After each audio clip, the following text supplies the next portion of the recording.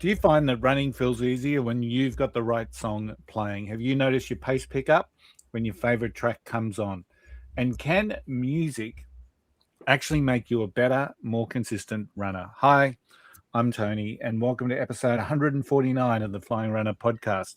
Running can sometimes feel tough. For some of us, it always feels tough, like me at the moment, but it can be tough.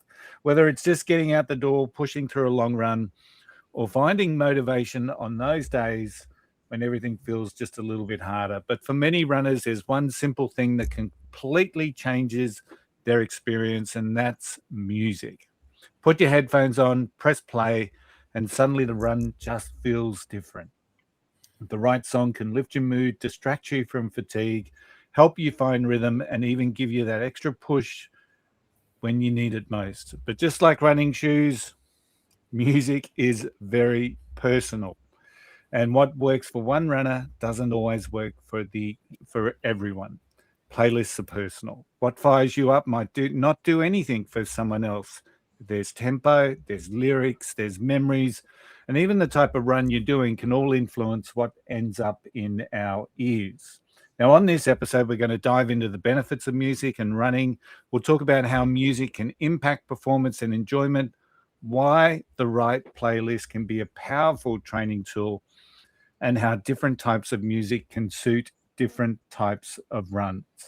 We're also going to get a little bit personal and share what's on our playlists when we head out for a run. Songs that motivate us, keep us steady, and help us push through some of those darker and tougher moments. Whether you run with music all the time or you've never really thought about using it, this episode is about helping you get more out of your running experience and maybe even discovering a few new tracks along the way. Now, as you know, we love running and sharing our adventures of running right around the world. We are the only podcast with 5 7-star world marathon major runners. And tis is the Flying RuNR podcast. Are you ready to run? Let's go.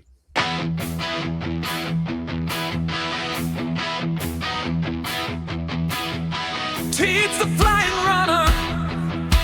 Run far, run free. Host the 7 stars, inclusive as can be. It's the Flying RuNR for you and me.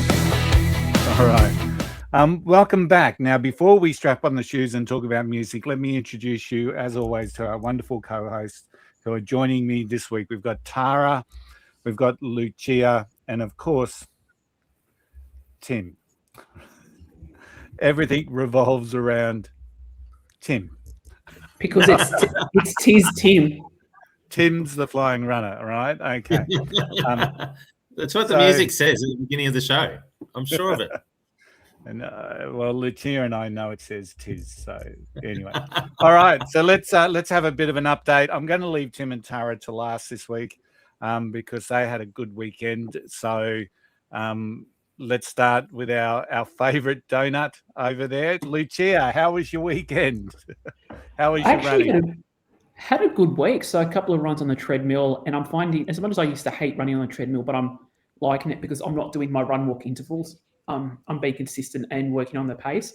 So last Friday night, we had another Sydney Marathon track night. So we had 2 sessions. The first session was for females and gender diverse people. Then the second session was open for all genders. Another great night. A lot of people turned up for both sessions on a Friday night. So absolute kudos to everyone that came. But the guys from Pont 3, which is the organising team behind the marathon, they brought some megaphones with them. So as we were unpacking the van, I kind of kept a megaphone for most of the night. So you don't give me a megaphone because it's like letting a kid loose in a candy store. But can I just say, trying to run around a track holding a megaphone and talking on the megaphone, it's not easy. Let me just put that out there. But then I had my longer run Saturday, because I had to watch Eurovision. So obviously that's a priority on Sunday. Yes, Delta was rolled. So let's not even start that conversation. It was one of those long runs that I just could have kept on going. So what I'm doing on my long runs now, I'm practicing the intervals that I'm going to use for Gold Coast because I've got to aim for Goldie. So it just felt good. I could have kept on going. So I was really happy with how the run went on Saturday. So overall, a good one for me, Tony. Oh, that's good to hear.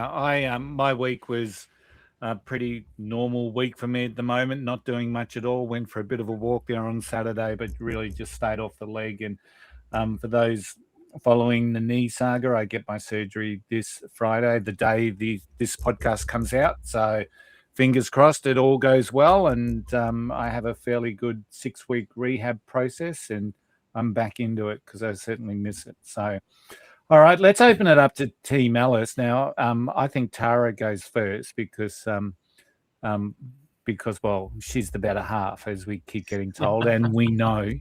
So, Tara, how was your week?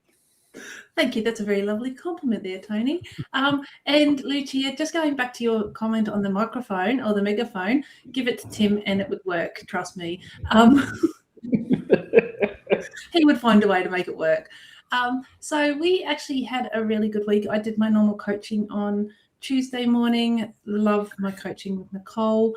I went for a walk with a good friend of mine, Di, and I did some treadmill work as well. But because it was leading up to the GC30 race that we did on Sunday, I was just taking a little bit easier. We did Mudgerabar Parkrun. Is that right, Tim? Yeah, Mudgerabar Parkrun on Saturday. First time I've ever done Mudgerabar Parkrun. Ran into a lovely lady called Jodie who actually paced me for my very first ever 2-hour 15 half marathon many years ago.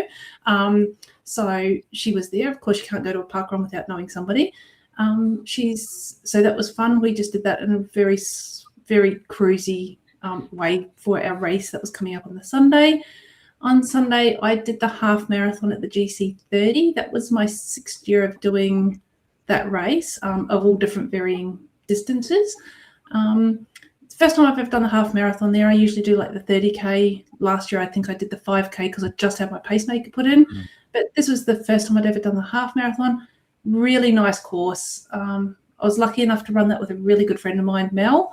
And we had just fun laughing and chatting the whole entire way around. So it was a lot of fun. And I was aiming for around about 2 hours 45 for that half marathon. It is trail, sand, and road. So it's not the easiest. It's got some elevation to it. So I thought 2 hours 45 would be a good time, and I ended up coming in at about 2:38. So I'm surprised. Happy and surprised. Yeah. Well done. Great stuff. It's always good to see when we set ourselves a bit of a, not necessarily a target, but something we know we can achieve in our mind and we actually exceed that. So well done, Tara. Thank you. Tim, how was your Gold Coast 30? It was good. It was my A race for the year, essentially, because for the rest of the year, I'll probably run with Tara in most of the races. So it was one that I could go and have a fairly good hit out at. And I enjoyed it. It's 30 Ks. It's 3 10K loops. Each loop is 6 kilometres of road and 4 kilometres of undulating trails, as Tara said. And I did really well. I really wanted just to keep the time fairly consistent between 5 hours 30 and 5 hours 40 pace per kilometre. 5 minutes? And what did I say? 4. No, you said 5 minutes hours. 5 minute 30 and 5 minute 40 pace per kilometre. 5:40 per hour would be good. But so I did. It was amazing. I went pretty much the whole I went 27 kilometres doing 5:30 to 5:40 pace. And then I started to die off over the last couple of kilometres before then coming home in 4:55 for the final kilometre over the finish line. So good strength in the legs. I was able to run the whole thing out. But I guess the most pleasing thing for me was it's the fastest time I've run there on those GC30s for, I thought it was 3 years, but it's since May 2022. So that makes it 4 years. So looking at my times, 2021, I did GC30, the first one they ever had in 2 hours 42.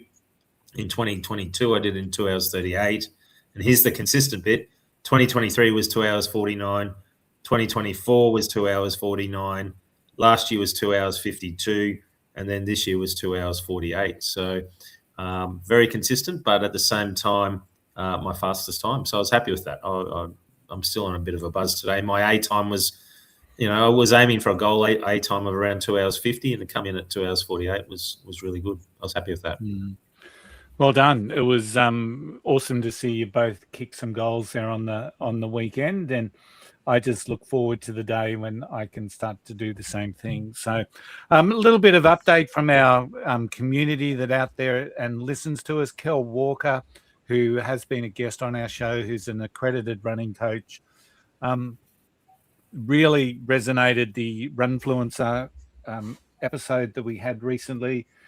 He shares the similar concern to what Luke Chia talks about, and there seems to be everyone coming into the coaching game, a lot of PTs, etc., using their experience only as their coaching tools. So no qualifications, no registrations to national bodies. So I think Kel, as we know, is an accredited running coach, and there's obviously benefits when you do have a coach that is actually accredited in running. They can really support you much better than some of the other people that are starting to dip their toes into it.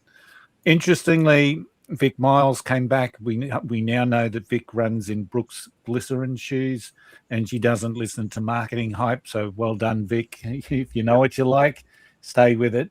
But also just a very interesting thing, Mark, our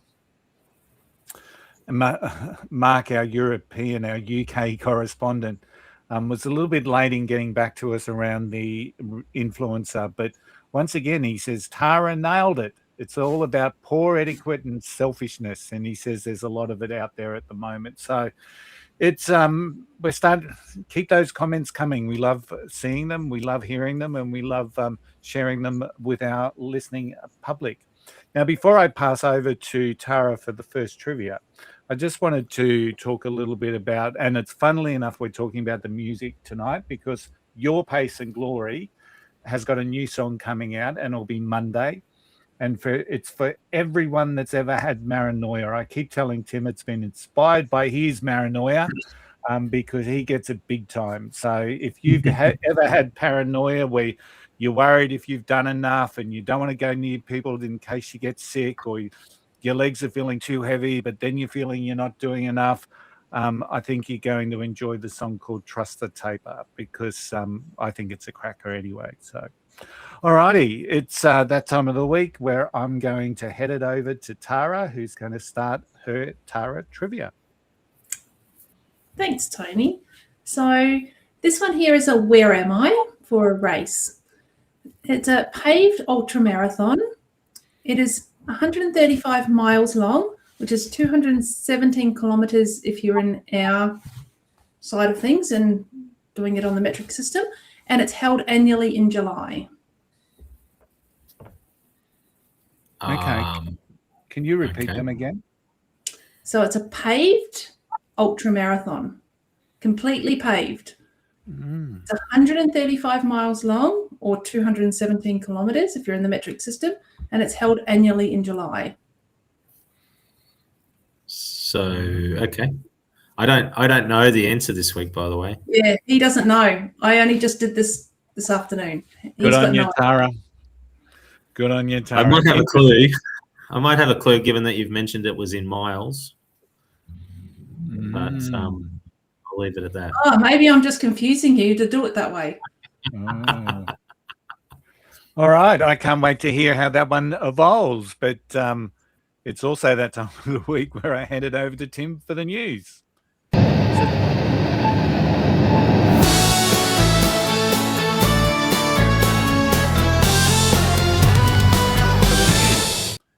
So, Tim, what's been happening around the world this week? Thanks, Tony. This week I've only got one article to talk about, and it's pretty sad. It's the passing of an elite Ethiopian marathon runner, Yebragule Melissi. I think I got that name right. And she passed away on the 12th of May, 2026, at just 36 years of age after collapsing during a routine training session in Addis Ababa. She was preparing to compete in the Ottawa Marathon, which is this weekend, and was considered a strong contender, making her passing even more shocking for the sport.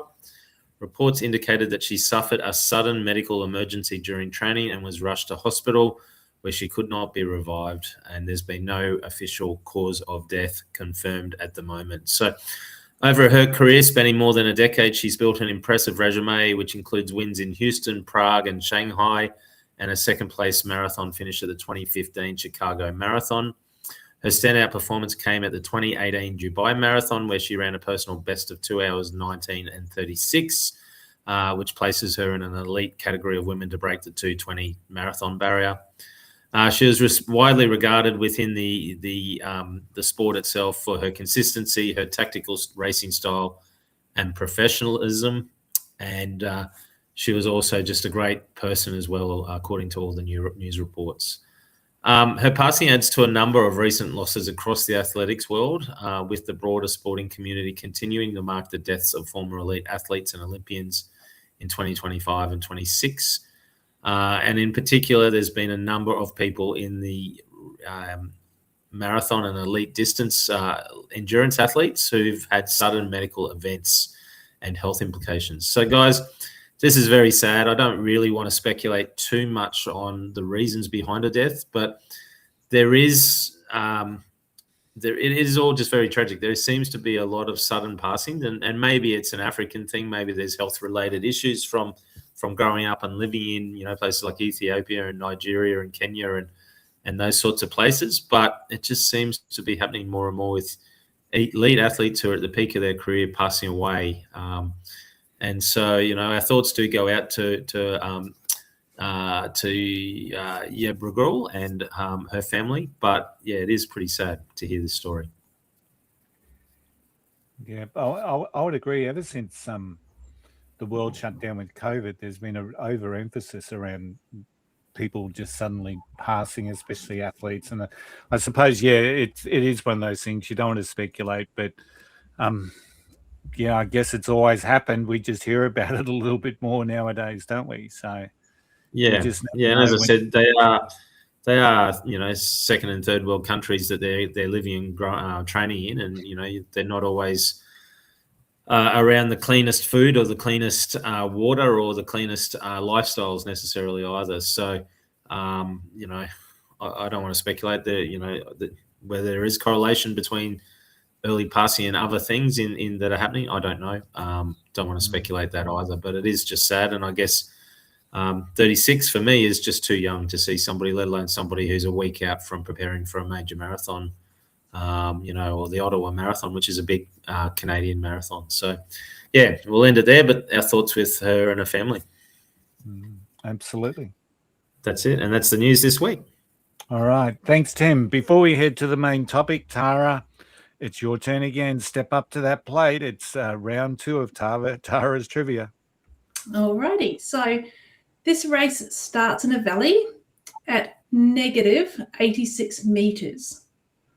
The finish line is going up to 2,550 meters. Oh, so we're not in miles anymore. No, I've changed it over just to confuse you, Tim. So the elevation change is 4,450 meters of cumulative ascent, or 1,859 meters of descent.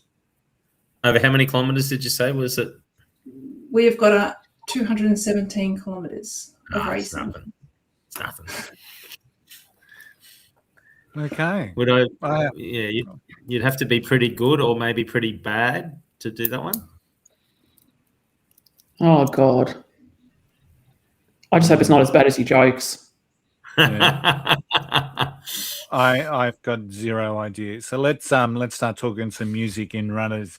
So just to get the ball rolling, let's do a quick around the grounds. Do you run with music or do you not run with music? Tara? I'm a music person, yep. Luch? 100% music. Tim? Yes, definitely. All right.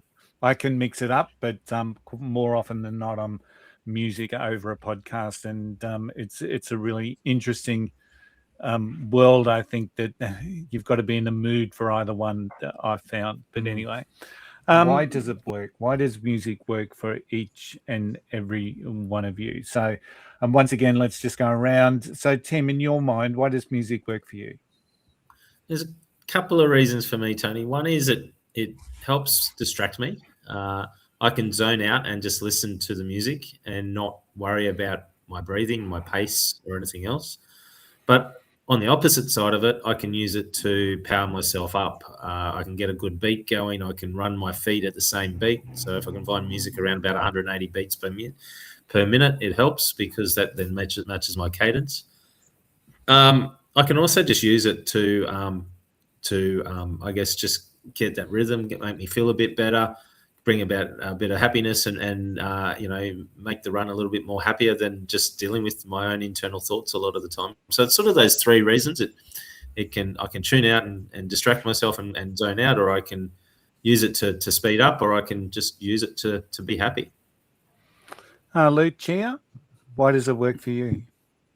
Very similar to Tim, I find that it takes my mind off things and that I may not necessarily think about my running as such, because I just let the music take over I let the music take over the minds, because all depending on the song as well. And I actually did this on Saturday. Certain songs just get me going. And when the chorus comes on, I'll speed up and go a little bit fast, and go slightly faster for the duration of the song. It can put me in a better mood, but I hate it when I forget my headphones or something and I have to run without music.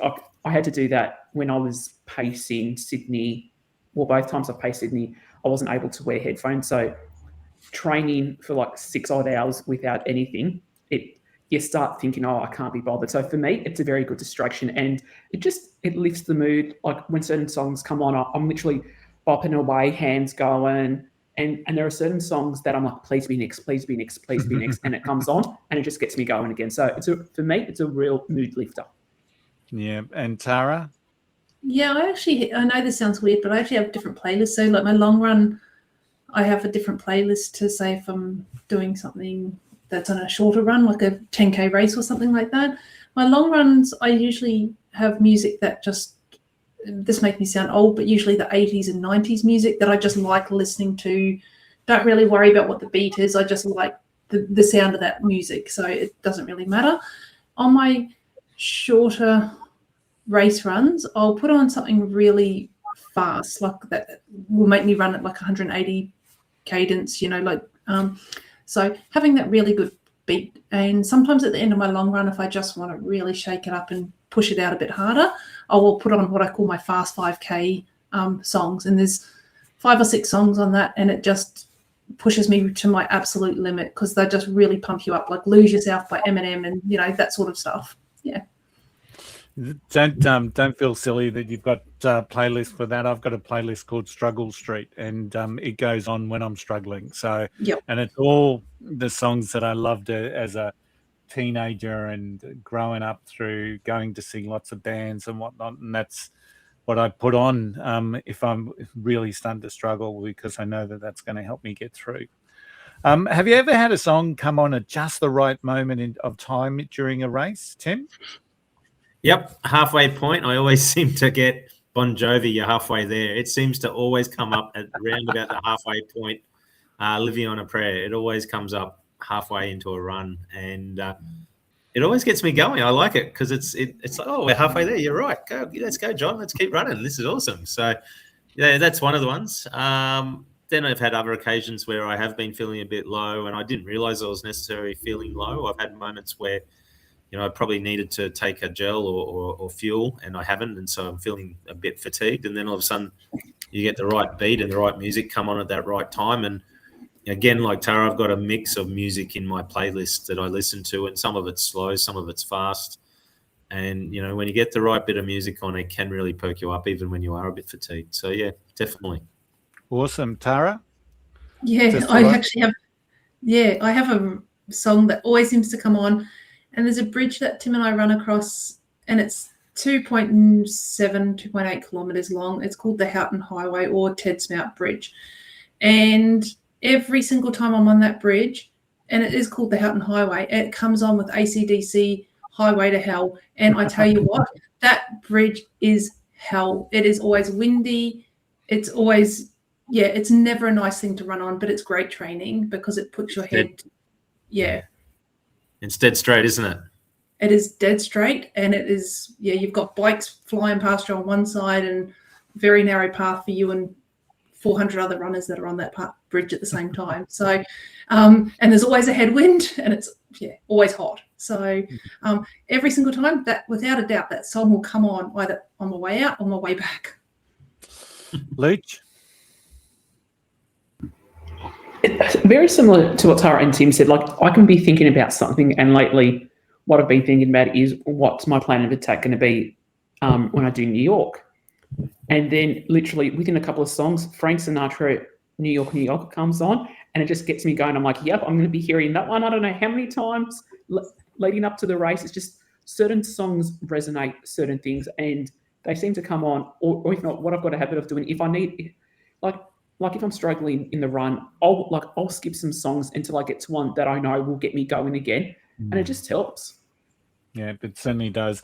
I can't relate back to a specific song helping me at a specific time, but I know that there's been moments in marathons where a song has just come up that I've just needed. So, but nothing stands out in my mind as to anything specific. You just sort of, I've had that feeling of, geez, I needed that right now. So, let's talk about the science a little bit about this. So do you think, or do we know, does music actually improve our performance? So Tara, let's start with you first, because you're probably the most sane and logical one out of us. So do you believe music improves performance? I believe it does, yes. I don't know what the scientific background is behind that, but look, I know, and everyone here will probably agree with me, when you hear a song that you really like, or it brings back memories, it's bringing up those endorphins. Endorphins then obviously make you feel better, and it takes away some of that pain that you're probably feeling on your long run as well. It's like when you have a chat to somebody when you're running, those sort of things can really help. So having that music, I believe, yes, it does definitely help. Scientifically, I don't have any proof for it, but I believe that if I went looking for it, I would find it. I reckon so too. Tim, what's your thoughts? Yeah, I'm not sure about the science of it, but I've just quickly had a look, and I've just Googled the question, can elite marathon runners use music? And the reason why I'm asking that was if music was an advantage, then elite runners would be using them in competition, right? And they don't use them in competition. And I'm trying to understand why they don't. So the response comes back saying that they use the music in training to regulate pace, maintain rhythm, and boost motivation. However, they are strictly prohibited from wearing headphones during most official sanctioned races. And they say this is to ensure course safety and prevent unfair pacing advantage. And then it goes down, when it goes down to the advantage, there's a bit more information. It says tactical advantage. Racing without music allows elite athletes to rely on internal sensory cues like monitoring their own breathing, heart rate, and stride cadence, whilst also actively listening to the footfalls and breathing patterns of competitors to assess their fatigue levels. So that might indicate that elite runners do get a boost if they were listening to music, and maybe there is some science behind it. Don't know. Maybe it's also better that they don't, so they can listen for fatigue in their surrounding elite athletes. So does it provide an unfair advantage? Is there some science to it? I'm not sure, but for me personally, it makes my run easier when I've got music. If I don't and I'm alone in my thoughts, I can become quite grumpy internally in my own mind. And it can also let those doubts creep in a little bit more easily that say, oh, why don't you pull up now? You've stuffed. Whereas at least with music, I can get into a groove, into a beat, and listen to something and distract myself. Yeah, I would tend to agree with that. You are a bit grumpy at times. But Lucia, what are your thoughts? Does music improve performance? I think it definitely does because, as we've all said, there are certain songs which help lift your spirits and help you take your mind off things. So I think in that aspect, it definitely does, because I've had some runs in which I haven't had music and it's just been a boring one and you can't wait for it to be over. But then when I've had runs in which I am listening to music, like with my one on Saturday, I just could have kept on going. And I think music, like A, the body felt good, but B, I was listening to some great songs. So yeah, 100% that music, it can improve your performance. But interesting what you say, Tim, how the elites can't run with it because it gives them an unfair pacing advantage, which is interesting because a lot of them will follow a pacer sometimes. So it's an interesting concept. If we've got any elite athletes listening to this, which I know we do, let us know your thoughts on that. I Yeah. thought the same thing, Lucia. We think too alike sometimes. I know. When Tim talks about illegal pacing strategies, I'm thinking, well, they're following a guy that they've paid to run as fast as he could for 30K. So if that's not pacing advantage, I don't know what is. So someone mentioned before when you leave your headphones at home. So and I've done that, and I know the minute I've jumped in the car and I've driven 5K away and I suddenly realize I don't have my headphones on, I just know I'm not going to have a good run. So how do you guys cope when you forget your headphones or your headphones died and all of a sudden you got no music? Let's start with you, Luch. How does that work for you, or does it work? The one time when I had no choice, I think it was my first Goldie, because I listen to my music through an Apple iPod. Yes, mine one, it's still going. I don't know how much longer it's going to survive for. Managed to bring the iPod. I brought the charger for the headphones. Didn't bring the headphones, do I? Did I? So I had no music for the race, but I'm like, well, I have to do the race.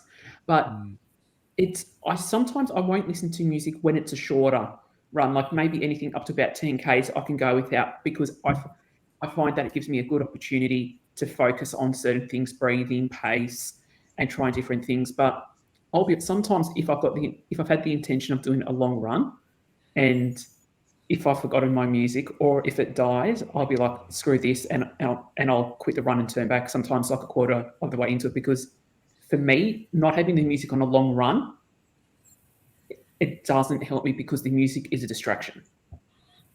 So all depending on the day, I'll go with it or not. Yeah. Tara, what about you? What happens when you've got no music? Has it ever happened? Yeah, look, I don't take my headphones for park run ever, because to me that's my social time and I like to chat and talk to people. Surprise, surprise.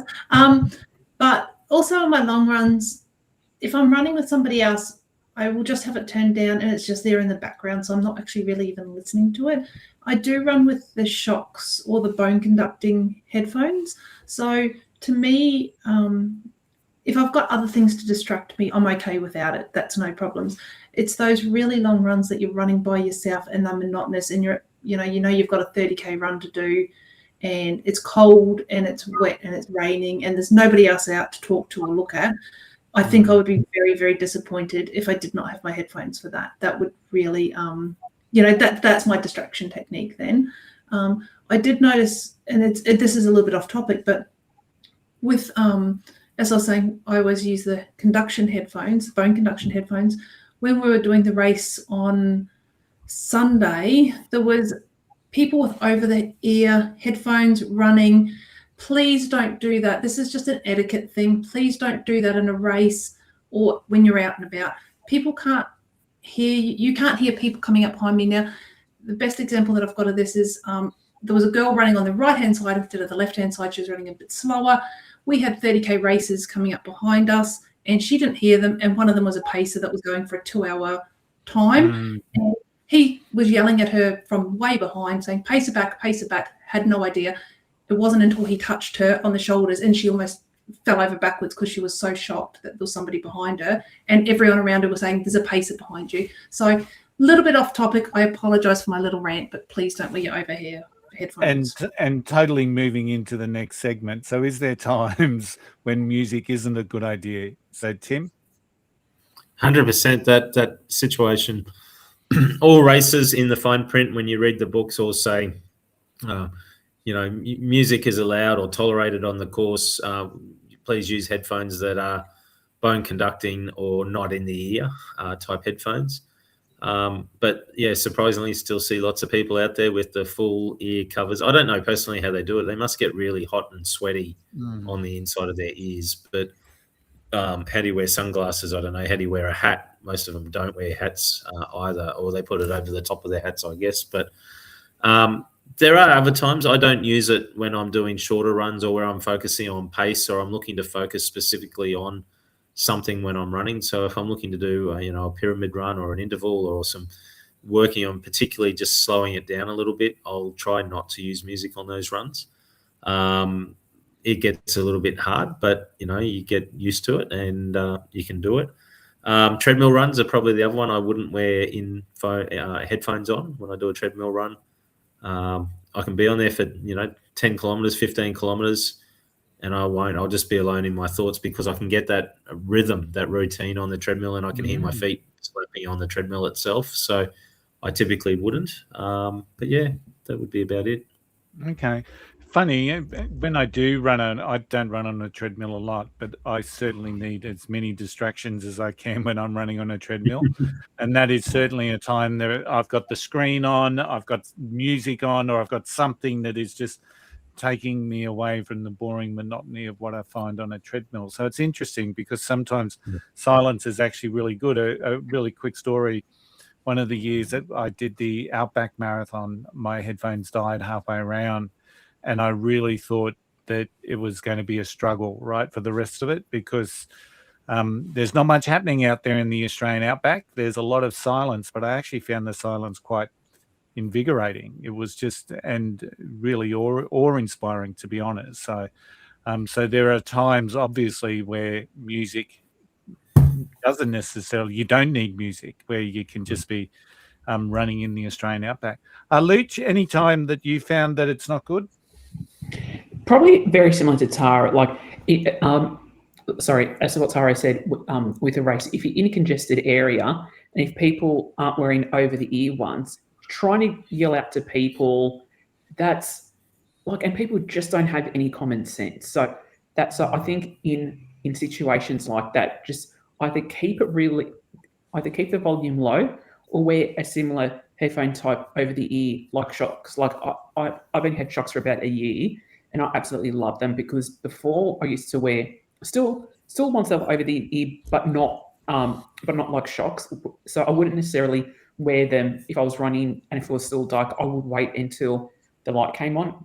But now with the Shocks ones, I'm more inclined to wear them if I'm out and if it's dark, and just keeping them low. So it makes the world difference being able to hear what's going on in your surroundings. But complete sidetrack, and I forgot to mention this earlier. I'm going to go back to influencer topic just for 1 second. If anyone wants to read a good article, I still haven't read it yet. The Runner's World magazine with Harry Styles on the cover is out. Yes, I did buy it the other day. He looks quite good. So sorry, side topic. It's meant to be a great article. Go out and buy it. Sorry, I had to do it. Hey, just a quick one. Sorry, you've had your side note. I'm going to have another side note too. What are our thoughts of people who are running that take phone calls or are on a phone call the whole way through talking to somebody while they're running? I'm guilty of that. I can't remember what race. It was when I was doing Husky a couple of weeks ago. I maybe had about 2Ks left, and the family called me. And I was about to turn around at one of the checkpoints, and the lady's like, "I can't believe they're calling you." I said, "At least it gives me, at least it's a distraction." But they were more worried if I was finished, and because I thought if I don't answer it, they're just going to keep calling and calling. But if I was racing it, I wouldn't have taken the call. But it's like, really, people, can you not wait a bit more and just, someone's racing? So I can't. I'm kind of both sides of the fence. I find it bloody annoying, but then I've done it too. I just think it's weird. So there was one girl at Gold Coast one year that was talking on FaceTime to her family or her mother or something, and it was about kilometre 18 or something. And I'm just thinking that I just find it weird. Do what you need to do to get yourself around, but I just think FaceTiming someone during a marathon is probably not what I would consider a safe bet. Hey, I'll have another side note then. Sorry, Tara, I know you probably wanted to add that in. But over-the-ear headphones, we talked about this when we talked about running safety, right? Mm-hmm. And I think they are the most dangerous thing for people to be running in, period, let alone race times. We've seen so many examples of people being attacked while they're out running or bumped or pushed, and usually it's because they can't hear anything that's going on. So people we're out walking and there were people coming up behind us and just whooshing past us, right? And it was just, some people just run silently. You've got no chance of hearing them if you've got over-the-ear headphones on. And I just think it's just so dangerous. So, that's just my thoughts on that. So And All right, because everyone else has had a side note, can I just add a side note? Because everyone else has. What are our thoughts on people running with loud music without headphones and it's coming out of their phone or their speakers? So, and I ask this question because Reese, who is, we all know as the running paparazzi who has been on our show, we know where Reese is at any point in time on the course because he's got a speaker and we always know it's Reese behind us. So what is everyone else's thoughts on this? I like it personally because I know it's Reese. So yeah. I find it annoying because you may not like their music or you may be listening to other stuff. I think it's one of those ones each person should keep it quiet, but that's just, yeah, I find it annoying. I think it depends on the songs that they're playing, to be honest. And if it's songs that I like, I'm probably going to put up with it. And if it's songs that I don't like, I'm going to try and get out of the vicinity. So, but yeah, you know, I know Reese does it and he does it for a reason to support people and whatnot. But a lot of people do that because it's the look at me syndrome that people unfortunately have in the world and they want to be in the center of whatever's going on. I could imagine if I was a sweeper at a Sydney Marathon, I'd have some music blaring out and trying to have that party atmosphere.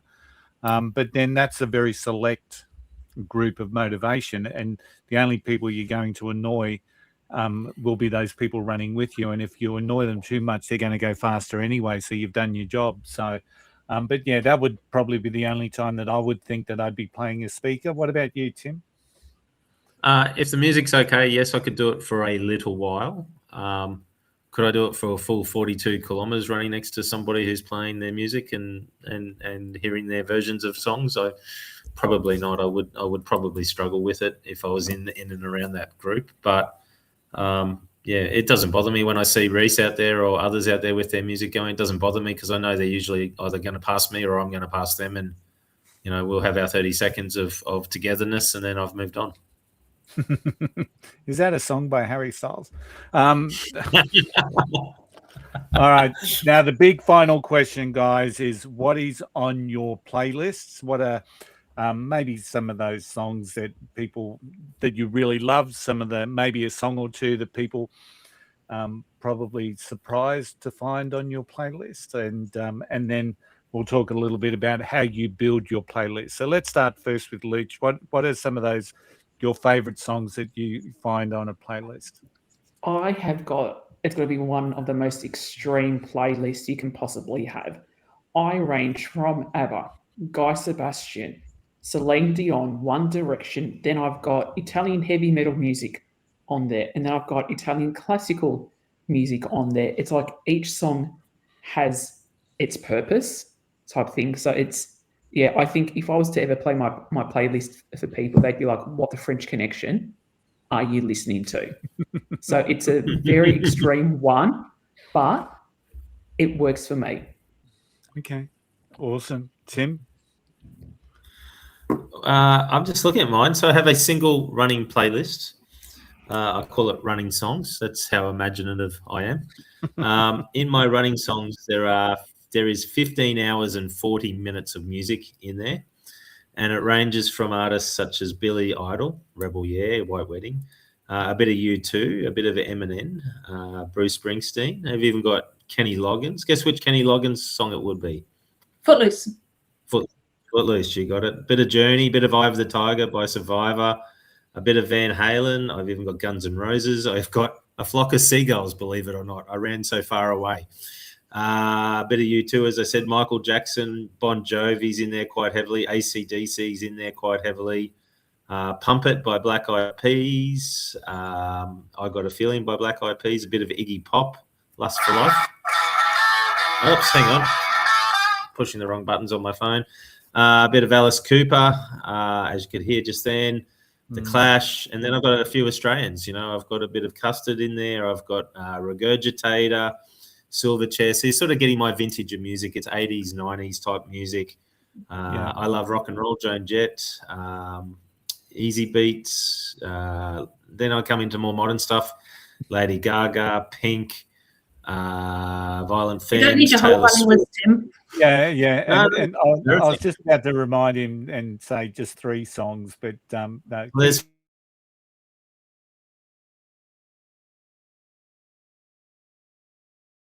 got a bit of a vintage there, Tara. What about you? I've probably got as many hours, but I'm not going to go through every song like Tim just did. Yeah. I have got weird stuff. I'm a bit like Lucia. I've got the theme from the Dukes of Hazzard, you know, stuff like that by Waylon Jennings. You know, Imagine Dragons. I go to Eminem. I've got, you name it. There's a bit of an eclectic mix of everything in there. It depends on what I'm feeling like at the moment. So, yeah. Absolutely. I mentioned that. I also forgot to mention. Sorry, I also forgot to mention I've got Your Pace and Glory on there as well. Yeah, Well, we've all got Your Pace and Glory. That goes without saying. The playlist I spoke about a little bit earlier, Struggle Street, it starts with a live version of the Angels song coming down. Looks like it's coming down on, and then it goes straight into Style Council with Walls Come Tumbling Down. So it just starts fast and frenetic, and it's usually just exactly what I need. So what do you look for when you're building a great running playlist? Because I know that there was a period where I was looking at, and I noticed Tim and Tara both talked about the 180 beats cadence, and I found some playlists on Spotify that were just 160 beats. So I'm not as quick as Tara and Tim, obviously. So I was going for 160 beats per minute, and some of those are just crackers, and you don't realize just how many good songs just have that simple beat. And in some ways, it was good that I didn't know what the next song or know the playlist intimately, because I was pleasantly surprised as I kept going, and I was just able to get the beat as I was running. But Lucia, how do you form and build a great running playlist? So for me, what a lot of it comes down to is if it's music that I've heard on the radio. Like there's a couple that I want to download, like one of them being Where the Hell's Your Husband, because that is just so catchy. But a lot of them, husband? Oh my God, have you not heard of that? Oh, Tony. Tony, you've got to put that on your playlist. It's a cracker of a song. But then I also get songs from when I'm mindlessly scrolling.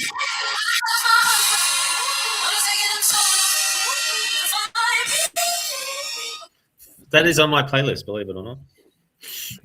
It's a corker of a song.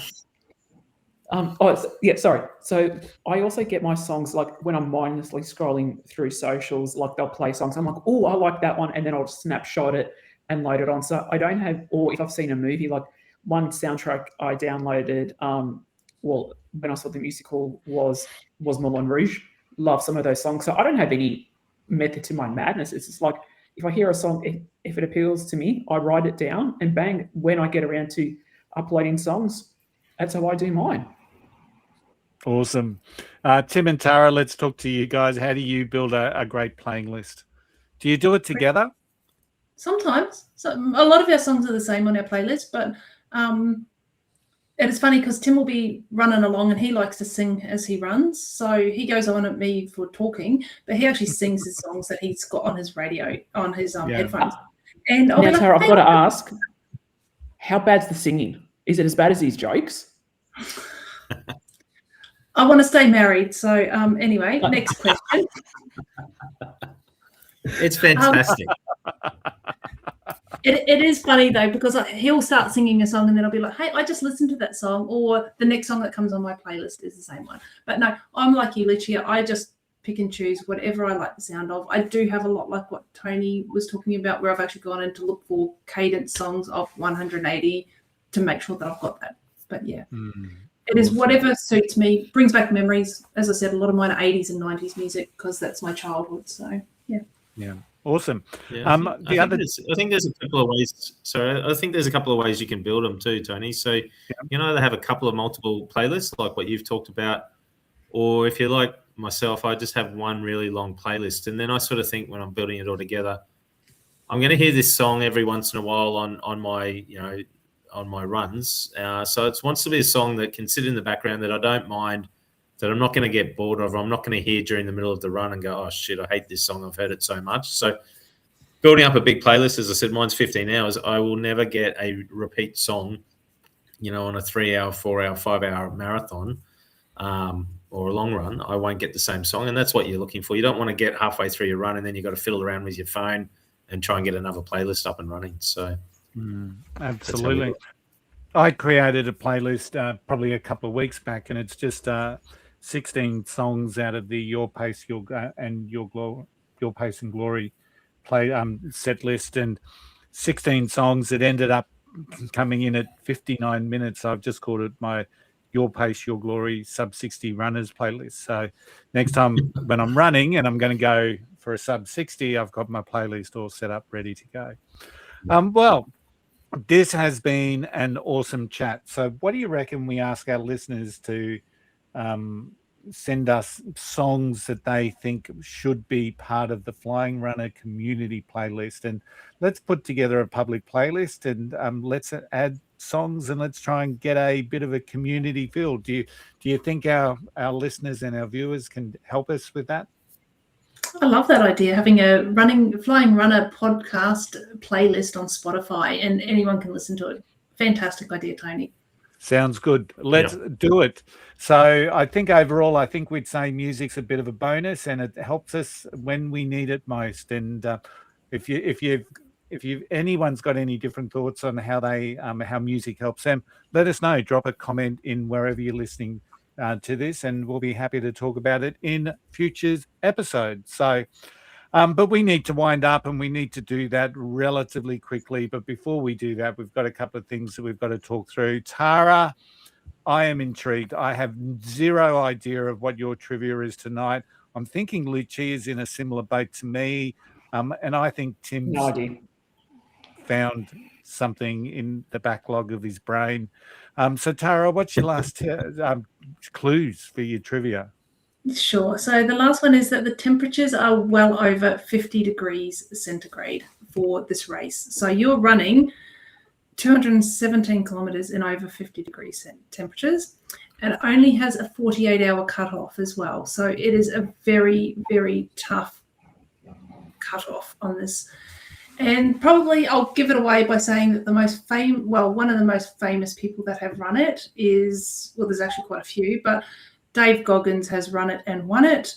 And we have got Ashley Paulson, who has run it. There is quite a few of them. It is held in America.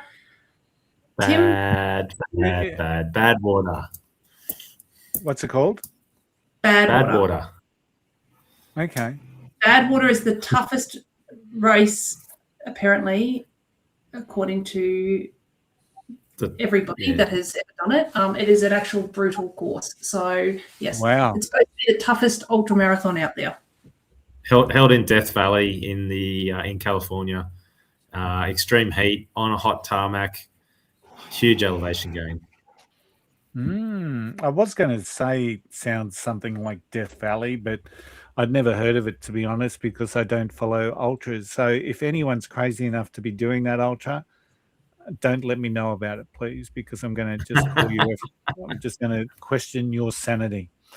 All right. Well, that was a good one, Tara. So Tim twigged a little bit later than he normally does, but and I had no idea, and I'm glad that Luch had no idea as well, because we're both sane and we don't want to be doing ultras, especially in Death Valley.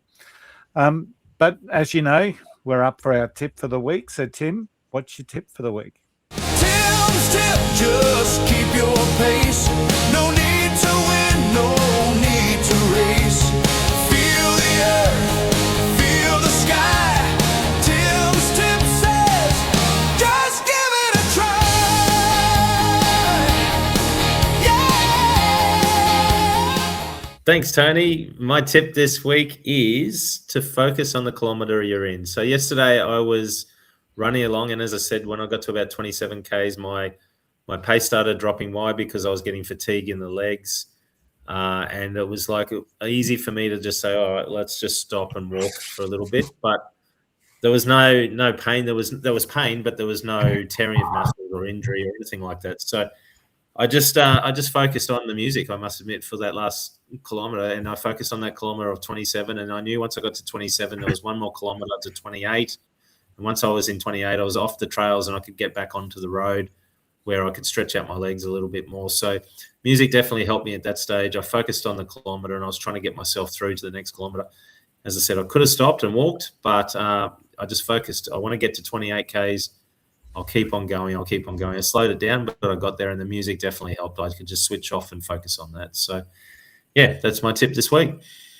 Awesome. And what a great tip it was.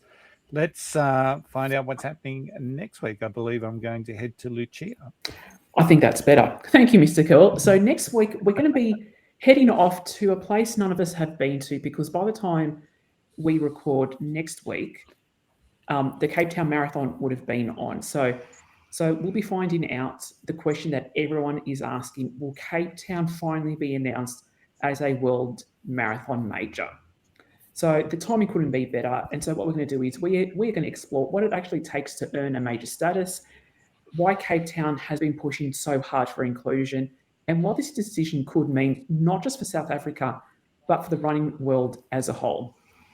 We'll also dive into what makes Cape Town such a unique contender, from its stunning course, growing international field, to its potential to become the first major on the African continent.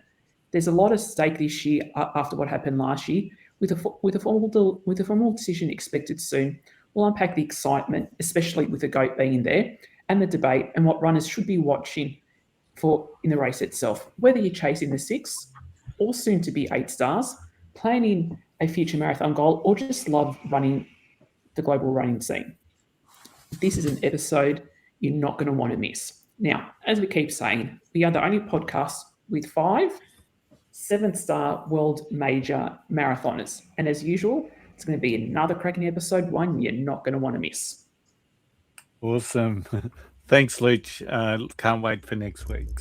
But that's all we have for you this week on the Flying RuNR podcast. As usual, we've had a little bit of fun, and hopefully we've given you a laugh or two when you head out on your long run this week. We love making this podcast for you, our listeners, so why not contact us with a message on Instagram, Facebook, or you can email us at happyrunning@flyingrunner.com and tell us your thoughts, tell us your comments, and share some of those amazing songs that you love running to. You can watch this episode on Spotify and YouTube, or listen on Apple, Amazon, and all major podcast platforms. Every step counts. Keep running, and we're going to see you next time on the Happy Runner, on the Flying RuNR podcast. The Happy RuNR, Flying RuNR podcast. We will see you all again next week. Happy running. Happy running.